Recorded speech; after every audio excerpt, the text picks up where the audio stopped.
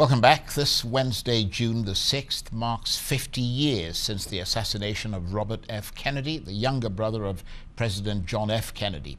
Robert stood up for equal rights for all people while serving the country as his brother's Attorney General, as a U.S. Senator from New York, and whilst running as a candidate for U.S. President. It was during his campaign for the White House that, like his brother, Robert was gunned down. Well, tomorrow, the foundation named after him will present the prestigious Robert F. Kennedy Human Rights Award to 4 youth activist organizations. Arise America correspondent Sheri Richardson has more.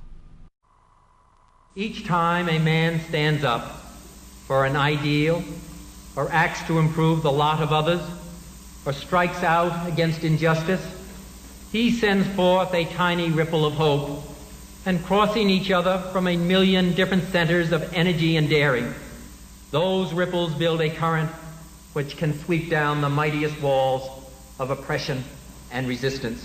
The Robert F. Kennedy Human Rights Organization stands with those who fight against oppression. Since 1968, the year Kennedy was gunned down while campaigning for president, the organization has advocated for a more just and peaceful world. It's a spirit immortalized in the new Netflix documentary, Bobby Kennedy for President. What I think is quite clear is there is division, violence, and a disenchantment with our society. We can start to work together. We are a great country and a compassionate country. Tuesday, his widow Ethel Kennedy will present the 2018 RFK Human Rights Award to 4 youth groups. They include the student movement March for Our Lives, which fights for gun control legislation, the immigrant youth network United We Dream, Color of Change, which engages business leaders and lawmakers to create a more human dialogue on race, and the International Indigenous Youth Council, which advocates for environmental conservation issues. Each of the honorees are vocal, engaged, and passionate about fighting against injustice, the very legacy of the late Robert F. Kennedy. Sheri Richardson for Arise America. Well, Simone Johnson is with the International Indigenous Youth Council, which is being honoured tomorrow. Thank you very much indeed for joining us, Simone. Tell me about the International Indigenous Youth Council. What do you actually do? Thank you for having me.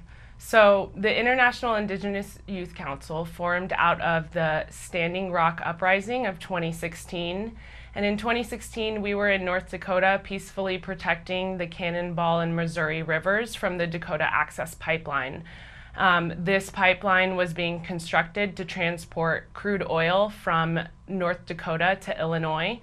And the Youth Council formed out of Standing Rock to really oppose the development of that pipeline near the Standing Rock Sioux Reservation. And since then, the Youth Council has transformed from a grassroots organization into a community-driven network where we work to empower youth, and especially Indigenous youth, to rise as leaders in their communities. How did you actually get involved with the foundation? So I got involved back in 2016 when my partner, Tomas Lopez, was up at Standing Rock. And he had decided to stay up at Standing Rock and protest the pipeline with the other council members of the Youth Council. And he had asked for assistance from myself and from several other community organizers in Denver. And we worked to basically funnel resources and raise awareness and generate funding for the members of the council who were up at Standing Rock. And you are being awarded this prestigious Robert F. Kennedy Human Rights Award, along with 3 other youth groups. I mean, what does it mean to you and to your organization? It's so humbling for us. We were taken aback by the fact that we had been awarded this, and it has shown us that we are on the right track and that we're doing what we need to do to empower youth and provide them the resources they need to aid in their communities the best way that they see fit. And so it's really humbling, and it also is helping us really stay on track to achieve the goals that we had set out to do just 2 years ago. And tell us about that track. Why is it important for young people to stand up and fight for a more just and peaceful world?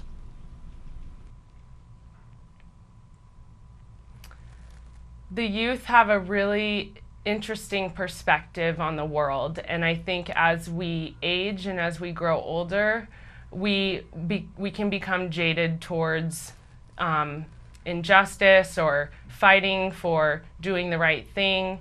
And when you're young, you have a lot of ambition, you have a lot of drive, and that drive, that ambition, that heart, and that voice of the youth is instrumental in driving social economic change.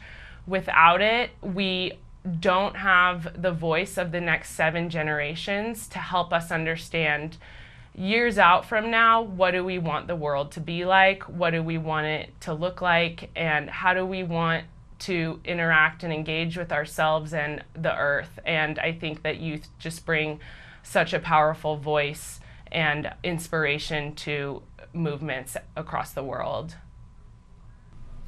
Well, Simone, congratulations to you. Simone Johnson talking to me there. Mireya Getzinger is another member of the International Indigenous Youth Council. She joins me now.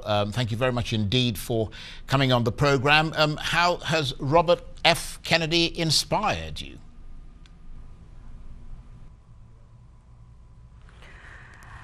He paved a way for a lot of the legislations that Native Americans, just awarding us, allowing us the rights that Native Americans have today. So that it's inspiring in itself because we're often not thought of. We're often kind of pushed on the back burner. And so to remember that, you know, this land was and is First Nations land, it's quite inspiring and quite moving. I'm just going to ask you the same question that I asked Simone there. What does receiving this RFK Human Rights Award mean to you? I'm elated. I'm in the clouds right now still. I just flew in today from Chicago and I've been thrown into this. It's quite amazing. I'm quite proud of the individuals of my organization that got us here to this point. I am so thankful for all these opportunities and all the people that we're going to be meeting the next couple of days. I'm elated. Well, congratulations to you, Mireya. I suppose it vindicates all the work you've been doing. Thank you very much indeed. Mireya, of course, of the International Indigenous Youth Council, who are receiving that RFK Human Rights Award.